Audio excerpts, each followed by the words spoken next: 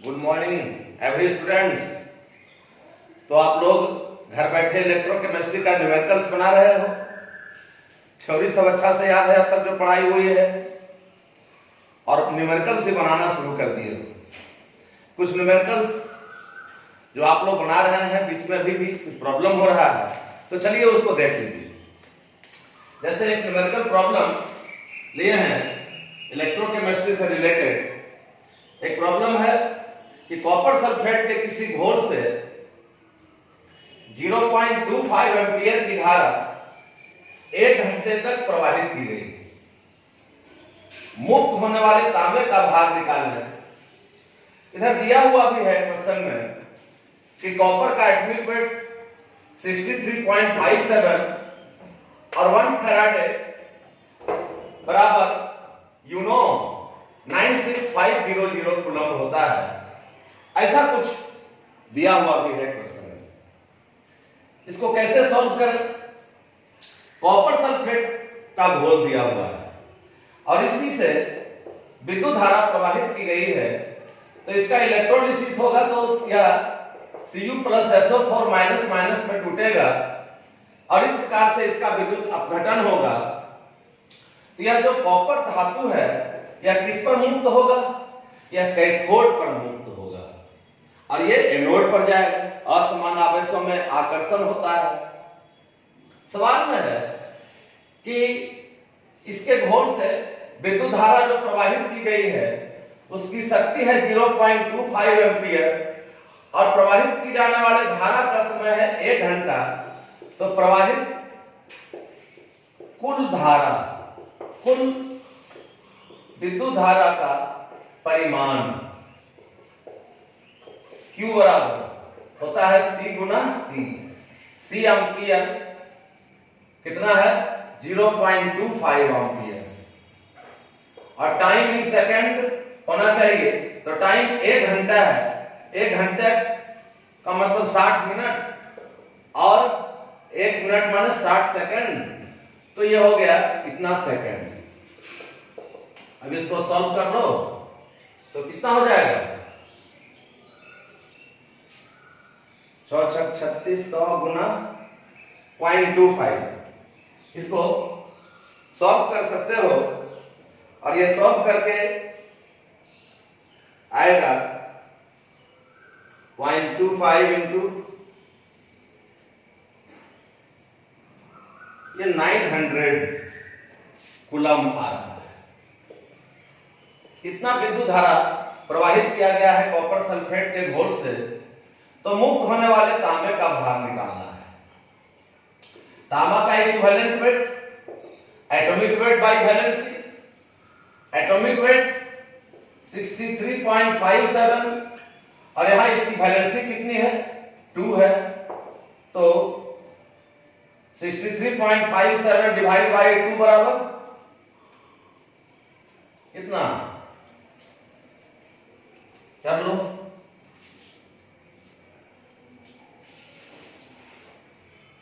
Six 3.57 divide by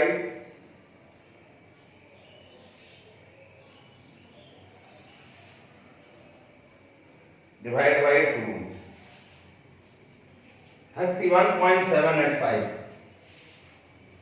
31.785।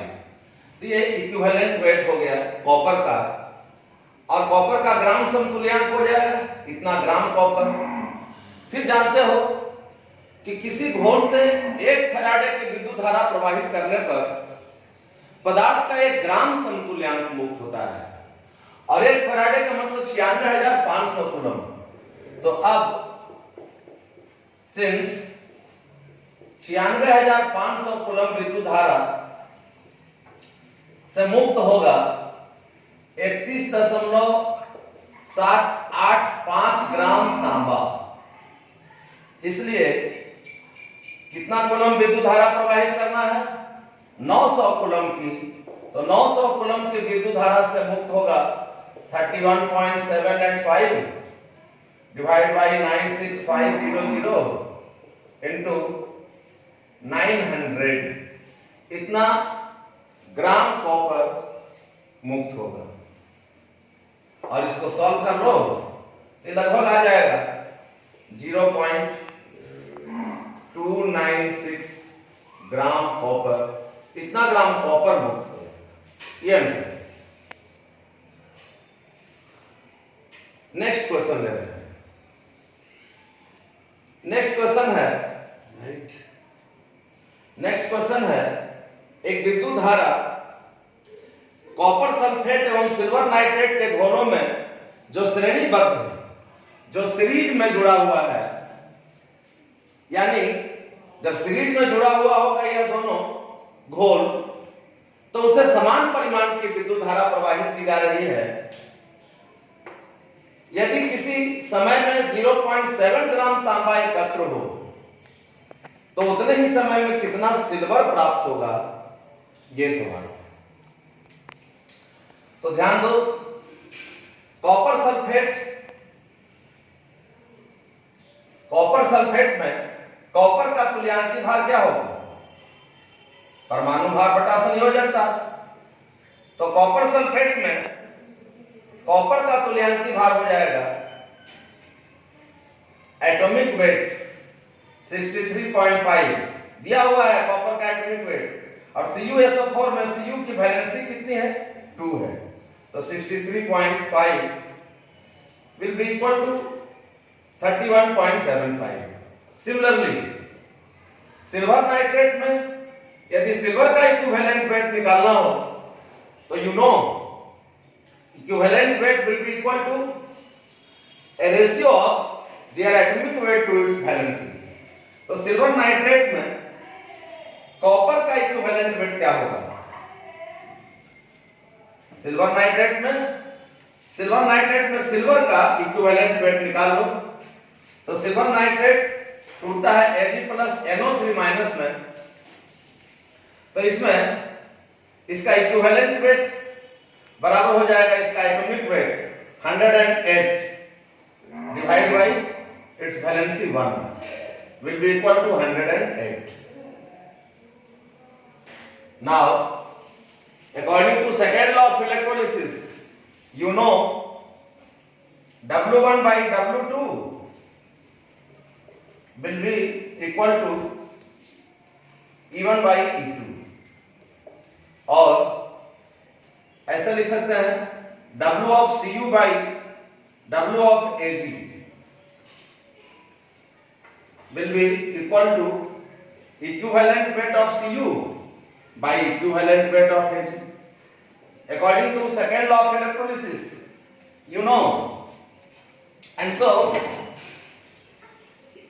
now putting the data given in the equation, W1 means weight of copper, तो कितना copper प्राप्त हो रहा है? 0.7 ग्राम कॉपर एकत्र हो रहा है। तो W of Cu बराबर है 0.7 ग्राम, और उतने ही समय में कितना सिल्वर प्राप्त होगा? तो वेट ऑफ सिल्वर निकालना है, वेट ऑफ सिल्वर ये निकालना है। इक्विवेलेंट वेट ऑफ कॉपर कितना है? 31.75 divide by equivalent weight of Ag है 108। सो वेट ऑफ Ag बराबर कितना हो जाएगा? क्रॉस मल्टीप्लिकेशन करके इसको निकाल सकते हो। तो यह है 108 into 0.7 डिवाइड बाय 31.75।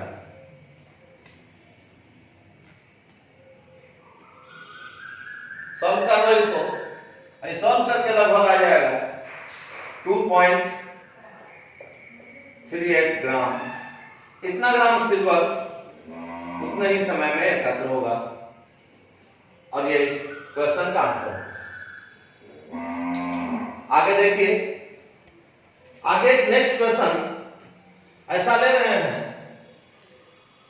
सवाल है सोडियम सल्फेट के किसी घोल का प्लेटिनम इलेक्ट्रोड्स के बीच इलेक्ट्रोलिसिस कराने पर विद्युत अपघटन पास एम्पियर की धारा द्वारा 1 घंटे तक किया गया इलेक्ट्रोड पर मुक्त होने वाले परिवर्तनों का वर्णन करें एवं दोनों इलेक्ट्रोड पर मुक्त होने वाले पदार्थ की मात्रा निकालें, ये सवाल है। तो सोडियम सल्फेट है इलेक्ट्रोलिसिस के रूप में, इलेक्ट्रोलाइट के रूप में जब इसका इलेक्ट्रोलिसिस कराया जाएगा तो यह टूटेगा किस प्रकार से, अपने कंस्टिट्यूएंट आयंस में टूटेगा। यह टूटेगा 2Na प्लस SO4 माइनस में। एनोड पर कौन आवेगा, एनोड पर SO4 माइनस आवेगा। चूंकि असमान आवेशों में आकर्षण होता है तो SO4 माइनस इस प्रकार से टूटेगा, दो माइनस मैंने 2 इलेक्ट्रॉन का त्याग करके, और यह SO4 H2O से रिएक्ट करके H2SO4 और O2 में कन्वर्ट हो जाता है। तो एनोड पर O2 गैस मुक्त हो जाती है, जबकि कैथोड पर इलेक्ट्रॉन है, माइनस चार्ज है, वहां H2O 2OH माइनस में विघटित होकर हाइड्रोजन गैस प्रदान करता है।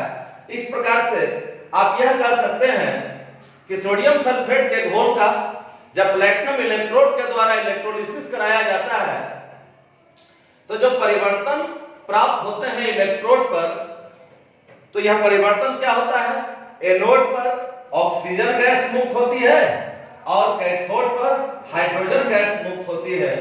लेकिन सवाल में यह भी बताना है कि दोनों इलेक्ट्रोड पर मुक्त होने वाले पदार्थ की मात्रा क्या होगी, यह भी बताना है।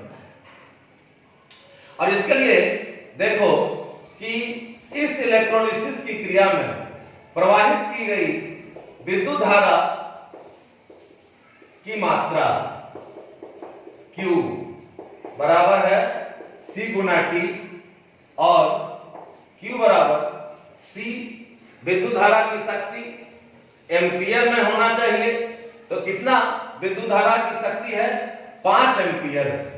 C बराबर है 5 ampere into T in second, time है 1 घंटा, 1 घंटा गुना 60 मिनट गुना 60 कर दे तो सेकेंड हो गया। और इस प्रकार से 36 25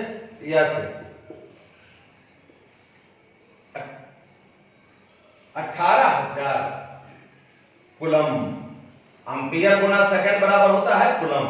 तो इतना कूलम की विद्युत धारा प्रवाहित की जानी है। तो कैथोड पर जो मुक्त हो रहा है हाइड्रोजन गैस, इसकी मात्रा क्या होगी, एनोड पर जो मुक्त हो रहा है ऑक्सीजन गैस, इसकी मात्रा क्या होगी, यह भी बताना है। तो कैथोड पर मुक्त कौन है, हाइड्रोजन। मुक्त हाइड्रोजन का ग्राम समतुल्यांक क्या होगा, पहले तो यह निकाल लो। हाइड्रोजन का समतुल्य भार होता है atomic weight by valency. Atomic weight hydrogen का 1/1, और इतना इसको ग्राम में लिख दोगे तो हाइड्रोजन का ग्राम समतुल्यांक हो जाएगा। यानी हाइड्रोजन का ग्राम समतुल्यांक बराबर हो जाएगा 1 ग्राम हाइड्रोजन, और 1 ग्राम हाइड्रोजन का आयतन एसटीपी पर क्या होगा, आप जानते हो कि कोई भी गैस के ग्राम अणु का आयतन एसटीपी पर 22.4 लीटर होता है। ग्राम अणु का आयतन एसटीपी पर 22.4 लीटर होता है। तो हाइड्रोजन गैस H2 गैस का ग्राम अणु कितना होगा, हाइड्रोजन गैस का ग्राम अणु 2 ग्राम हाइड्रोजन, और 2 ग्राम का आयतन 22.4 लीटर, तो 1 ग्राम हाइड्रोजन का आयतन हो जाएगा 11.2 लीटर एसटीपी पर। और इस प्रकार से कैथोड पर मुक्त होने वाले हाइड्रोजन गैस का भार कितना होगा, जब 1 फैराडे की विद्युत धारा प्रवाहित की जाए तो उसका ग्राम समतुल्यांक मुक्त होगा, 1 ग्राम हाइड्रोजन गैस मुक्त होगा, और 1 ग्राम हाइड्रोजन गैस का आयतन होता है एसटीपी पर 1 ग्राम हाइड्रोजन गैस का आयतन एसटीपी पर 11.2 लीटर। 2 ग्राम हाइड्रोजन, हाइड्रोजन का ग्राम अणु 2 ग्राम हाइड्रोजन का आयतन 22.4 लीटर, तो 1 ग्राम हाइड्रोजन का आयतन 11.2 लीटर। 96,500 कूलम की विद्युत धारा से कितना लीटर हाइड्रोजन गैस मुक्त होगा? 96,500 कूलम, यानी 1 फैराड विद्युत धारा कंप्लीटली इक्विवेलेंट है 11.2 litre H2 gas at STP। सो कितना कूलम की विद्युत धारा प्रवाहित करना है टोटल? 18,000 कूलम का। तो 18,000 कूलम की विद्युत धारा से कितना लीटर हाइड्रोजन गैस मुक्त होगा? 11.2 इंटू 18,000 बटा 96,500 कूलम, इतना लीटर H2 गैस STP पर मुक्त होगा। और इसको यदि चाहो तो सॉल्व कर सकते हो। ये सॉल्व करके लगभग आ जाएगा 2.08 लीटर एट STP। एक आंसर तो ये हो गया। दूसरा, फिर देखो एनोड पर कौन सी गैस मुक्त हो रही है? ऑक्सीजन गैस मुक्त हो रही है। तो एनोड पर मुक्त होने वाले O2 गैस का ग्राम समतुल्यांक ऑक्सीजन का परमाणु भार होता है 16, तो इसका समतुल्य भार हो जाएगा परमाणु भार बटा संयोजकता। परमाणु भार बटा संयोजकता माने क्या? 16 बटा 2 माने कितना? 8। तो 8 ग्राम O2 मुक्त होगा। और 8 ग्राम O2 का आयतन STP पर कितना होगा? ऑक्सीजन का ग्राम अणु, O2 का ग्राम अणु 16 दूनी 32, 32 ग्राम O2, 32 ग्राम O2 का आयतन 22.4 लीटर। तो 8 ग्राम O2 का आयतन 22.4 गुना 8 बटा 32 बराबर 5.6 litre O2 gas at STP। या जो भार है, ग्राम में भार है ऑक्सीजन का, उसका STP पर आयतन में इसको कन्वर्ट कर लिए हैं।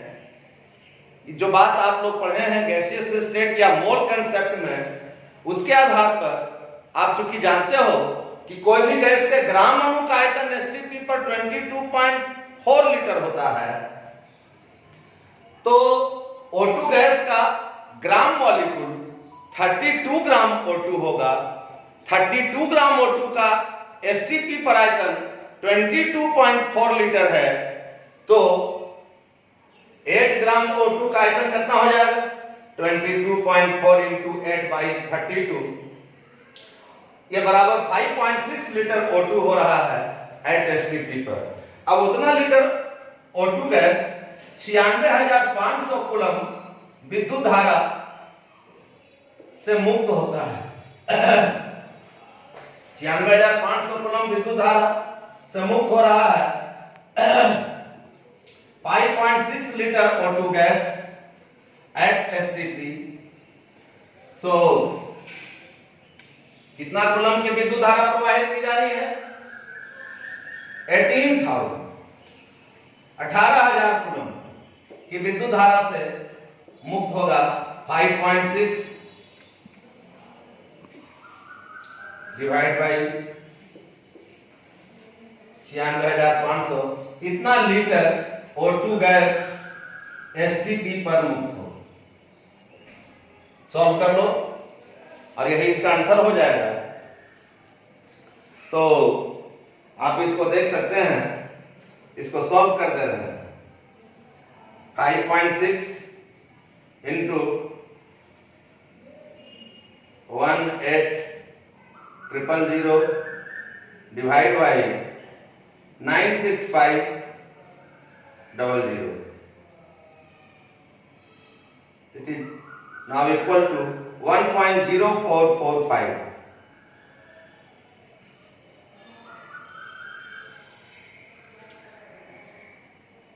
$1.045 litre O2 gas at STP।